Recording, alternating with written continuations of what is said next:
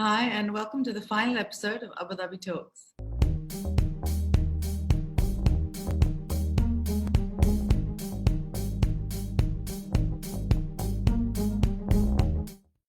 Hi. So our topic for tonight is about Ayurveda, which is one of the most ancient system of preventive healthcare.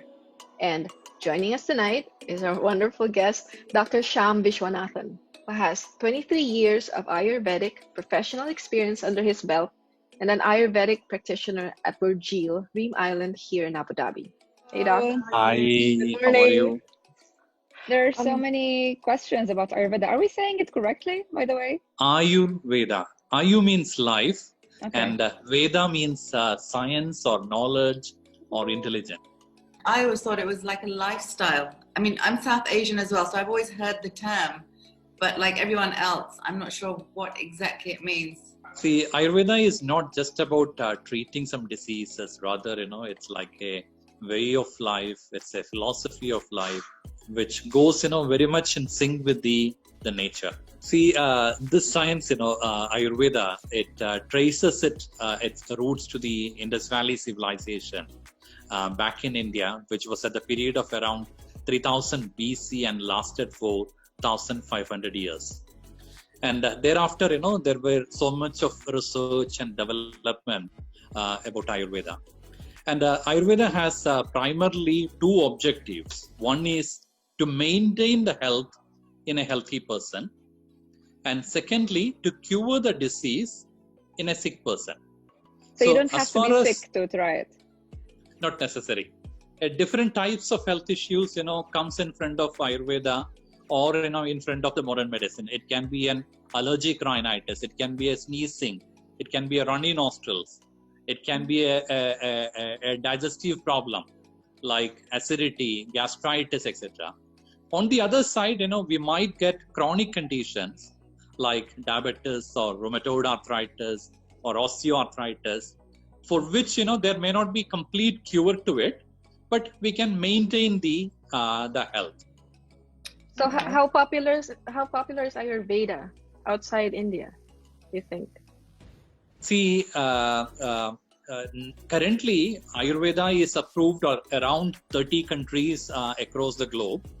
And back in India, there is a ministry named Ministry of Ayush.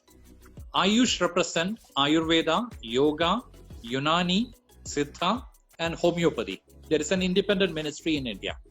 This Ayush ministry is having a MOU with 30 plus countries outside India to promote and to popularize Ayurveda. In this region, in UAE, for example, Ayurveda is recognized as a medical system since 2002. So it's almost 18 years in UAE. It is an approved system of medicine. It comes under the department named Traditional, Complementary and Alternative Medicine. Who visits you here in the UAE? Would you say it's other nationalities apart from Indian? How receptive have other people been to it? See, in my clinical practice, I get a mix of nationalities. And I would say 40% of my patients might be Indians. And the remaining 60% a mix of nationalities, which goes very much in sync with the population mix of UAE. Is there like a general thing, that they come in for specifically? Is there one type of symptom you feel like people are coming in for more? Or is this across the scale, like all these other sort of symptoms or reasons? Right. No, we get a variety of cases, as I mentioned previously. It can be a common cold or an allergic rhinitis to osteoarthritis or joint pains, back pain, etc. But some areas, Ayurveda is very strong. For example, you take the musculoskeletal conditions or the joint problems or autoimmune conditions, allergies, etc. Ayurveda is very strong. And most of the time, people resort to Ayurveda for treating their chronic ailments, like it can be diabetes, the complications of diabetes, where Ayurveda can be complementary to the modern medicine in some cases. And in some cases, Ayurveda can be alternative to the modern medicine. And now there are body types as well, isn't there? Correct. Yeah, You might my, have my heard lack about. of knowledge for this. It's only sort of being Pakistani, we hear the terms every so often, but I don't know. But there's body type, so you're treated according to your body type as well, isn't it? Right. See, this is something very special about Ayurveda. According to Ayurveda, every individual is a unique manifestation of the nature. So, like for example, your likes, your dislikes, your appearance, your emotions, your attitudes, everything will be different from mine. So, Okay. Ayurveda tried to treat the sick person based on his constitution and his health condition. So that is the uniqueness of Ayurveda. So according to this, Ayurveda categorized the human body types into 7. Some people you might have seen, those are lean and slim. Even if they eat a lot, still they remain lean and slim. On the other side, some people you can see, even if they eat a very little, they tend to put on weight. And you can Raise see, your hand to whichever body type you are. Correct. Some like warm weather, some like warm weather, some like cooler weather. Some tend to get irritated at a stress situation. Some tend to get low and down at stress situation. Some might have a quick grasping power and they may forget fast. The others may have a slow grasping power and they retain it for long. How do you find these things about the person? Even from the appearance, we can find it. Say, for example, Okay. From the appearance, their likes, dislikes, body language. For example, you can see some people, they throw maybe 60 to 100 words in a minute. Some might be, very slow in talking. Yeah, true. So every time, I will get a clue. There isn't like maybe a personality test, DNA test, something like this, or it's your experience with people. Yeah. No, the body type of a person, it is determined by the parents, and the activities of mother during the pregnancy contribute to the formation of one's body type.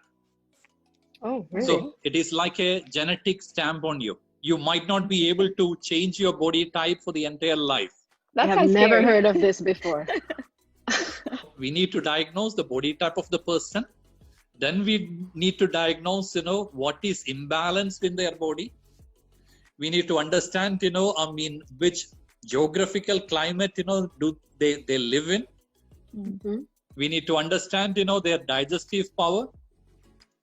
We need to understand, there are so many things, we have to assess before suggesting a treatment. So then it becomes more of a tailor-made in nature rather than going for a ready-made medicine. Is this safe, for everyone? See, most of the medicines or the products which we use in Ayurveda, they are mostly plant origin in nature, or they are natural herbs which we use in the treatments. And I very much agree that the plants also contain chemicals. It's maybe because of some of the active ingredients or the chemical composition of the plant by which it's giving certain action. But those plant chemicals or phytochemicals, they are safer to the body compared to an artificial chemical or a mineral, which we get from the earth. According to Ayurveda, everything is good and everything is bad. You take cholesterol, for example. The cholesterol is very much required for the brain functions. At the same time, too much of cholesterol can produce heart issues, or it can block the blood vessels. On the other side, you take turmeric, the yellow spice. Yes. Right? Too much of turmeric can create some problems, while turmeric has some excellent properties. So you need to choose the right medicine, the right herb for the right person. And so children can come to you as well, or this is for adults only? No, we get a lot of children, especially cases of allergic rhinitis like sneezing, runny nostrils, adenoid problems. By the way, as a parent, I've noticed that since we moved here, more than a decade ago, everyone sort of, this rhinitis and sneezing, this has just increased for all of us. I don't know whether it's the AC, the lifestyle. So this is a common thing actually for children. See, for example, take a case of allergic rhinitis. It's a hypersensitivity of the immune system.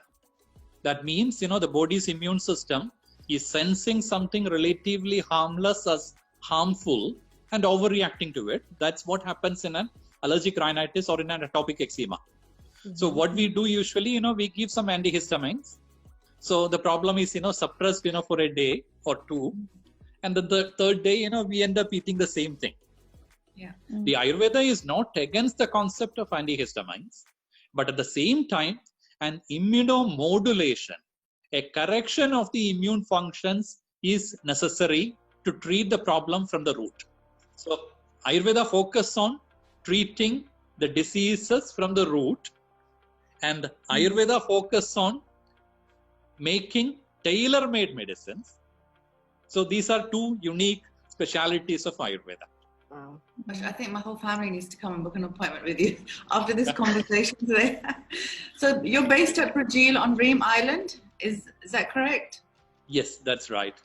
I consult on Sundays, every Sundays. Well, every Sunday you consult. Okay, I see.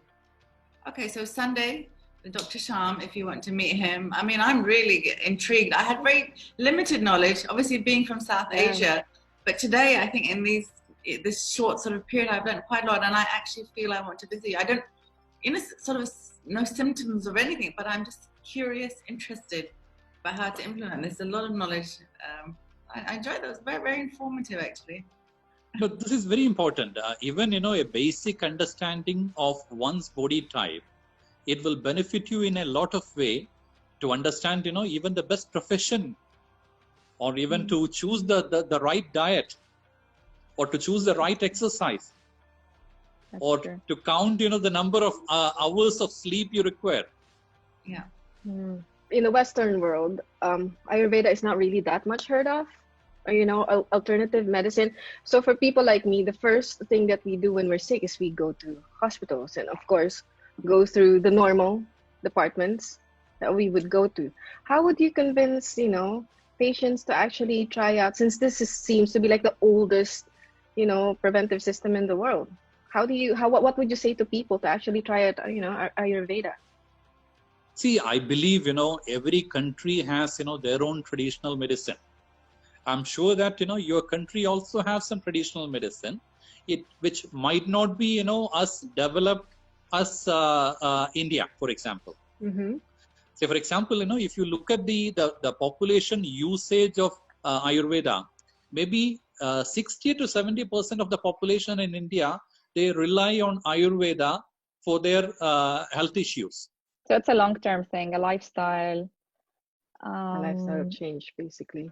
Yeah. See, for example, while suggesting a medicine, in parallel, I will recommend certain food restrictions also. Say, for example, you take a case of an eczema or an allergy, a skin allergy. I recommend, my patients to avoid or reduce sour and salty foods, reduce fermented foods, reduce seafood, reduce sesame products. So I give them, some things which have to be avoided in their diet and certain things which can favor in their diet. Actually, food can be an excellent medicine if you know the qualities of it. So somebody told me that Ayurveda as well is a big thing on fibromyalgia. So I want to hear from you. Like, are you seeing cases like this here? Yeah, plenty of cases, especially among the feminine gender. Yeah. So there are two schools of thoughts about fibromyalgia on the modern perspective. Some schools, they think that it is a kind of rheumatic conditions or rheumatology kind of diseases, and certain other schools they think that it is a psychosomatic condition where your stress factors and their emotional factors which are ballooning the pain, or which are causing a sudden inflammation of the muscular fascia, resulting in the fibromyalgia symptoms. Ayurveda, both are considered as an imbalance of an energy factor named Vata. Okay. According to Ayurveda, this is the energy factor which governs all sort of movements in the body, like I speak, you nod your head, you blink your eyes, your lungs breathe, heart pump, muscles move. So if this energy factor is working properly, all the movements are pain-free and unrestricted. Okay. So if this energy factor Vata is working properly, there is no neck and shoulder pain as in fibromyalgia. There is no trigger points as in fibromyalgia. There is no headache as in fibromyalgia. No sleep disturbance as in fibromyalgia. No morning fatigue as in fibromyalgia. Yeah. So approach is, not to treat different medicines. One medicine for headache, one medicine for sleep, and another medicine for fatigue. That's not the idea. Thank you so much, Dr. Sham. It was Thank you so lovely much. meeting you. Thank you. Thank you, everyone. Have a good day. Thanks, everyone. Bye. Thank you. See you when we see Bye. you.